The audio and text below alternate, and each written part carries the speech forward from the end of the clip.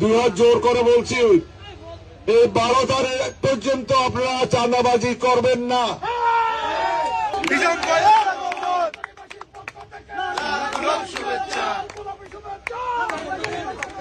এই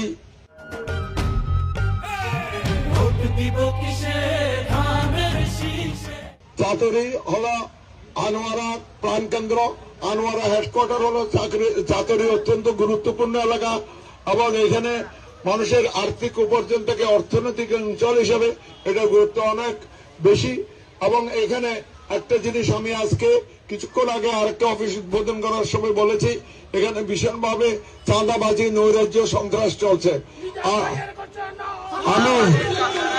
আমি অনুরোধ জানাবো, আপনারা যারা চাঁদাবাজি করছেন, 2 হাত জোর করে বলছি, এই 12 তারিখ পর্যন্ত আপনারা চাঁদাবাজি করবেন না।